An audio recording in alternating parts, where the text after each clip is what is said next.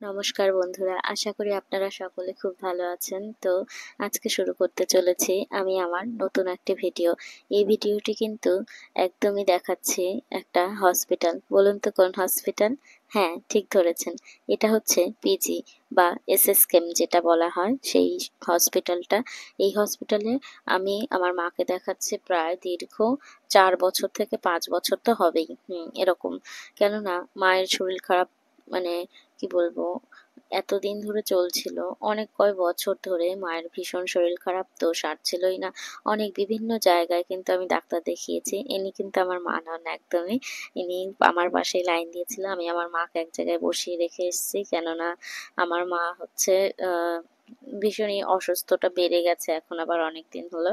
তো তারপরে এখন বর্তমানে ঠিক আছেন। তো যাই হোক, মাকে আমি বসিয়ে রেখেছি একটা সেফ জোনে, ছাওয়াতে বসিয়ে রেখে আমি নিজে লাইনে দাঁড়িয়েছি, কেননা প্রচন্ড লাইন পড়ে পিজি হসপিটালে। মাকে কিন্তু আমি এর আগে বিভিন্ন জায়গায় দেখানো হয়েছে, বড় বড় মানে কি বলবো, নার্সিং হোমের ডাক্তার থেকে শুরু করে, যেরকম নারায়ণাতে প্রচুর, মানে কি বলবো, কলকাতাতে বসে প্রাইভেটে বিভিন্ন ডাক্তারকে যে যেখানে বলেছে, আয়ুর্বেদিক, হোমিওপ্যাথি, অ্যালোপ্যাথি সমস্ত ধরনের ডাক্তার দেখানো হয়েছে। আলটিমেটলি মা কিন্তু রিকভারি করেছে এই পিজি হসপিটালে এসে।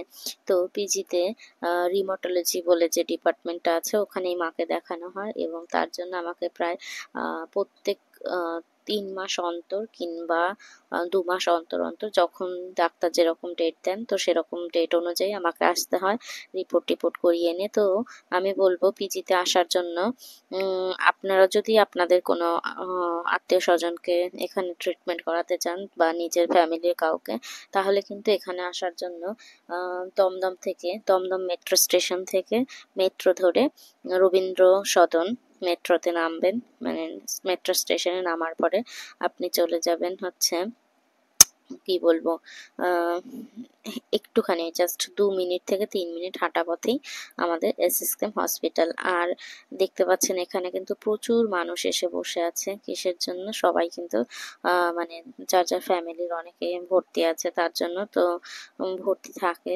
অনেকেই অনেক দূর দূরান্ত থেকে, বাঁকুড়া, পুরুলিয়া, তারপরে মুর্শিদাবাদ, বিভিন্ন স্থান থেকে কিন্তু মানুষ এসে এখানে বসে থাকে।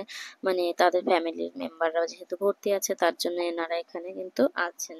যাই হোক, আমিও মাকে নিয়ে মাঝে মাঝে দেখাতে যাই, তার জন্য এখানকার অনেক কিছুই জানা।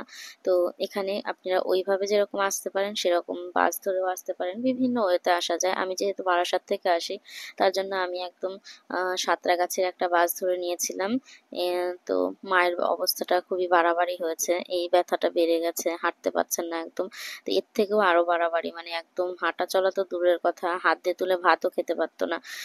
প্রচুর জায়গায়, মানে যে যেখানে বলেছে সেখানেই দেখিয়েছি, দেখানোর পরেও কিন্তু সারেনি। আলটিমেটলি এই পিজি হসপিটালে যখন থেকে দেখানো শুরু করেছিলাম, তো মাকে 7 দিনের জন্য অ্যাডমিটও করা হয়েছিল, ভর্তি ছিল। ভর্তি থাকার পরে, এটা মনে হয় 2019-এর কথা বলছি, তারপরে আস্তে আস্তে কি বলবো, এখন মা এখান থেকে ট্রিটমেন্ট হওয়ার পরে কিন্তু অনেকটা সুস্থ আছে। মানে সুস্থ বলতে কি, এখন আবার বেড়ে গেছিল, বর্তমানে এখন ঠিক আছে অনেকটা, কিন্তু তখন খুব বেড়ে গেছিল। ডাক্তার দেখাতেই নিয়ে গেছিলাম, তার জন্য বাড়াবাড়ি হয়েছিল ভীষণ। তো যাই হোক, এইখানে কিন্তু ট্রিটমেন্ট ব্যবস্থাটা এতটাই ভালো, আর এতটা লাইন পড়ে, লেন্দি লাইন।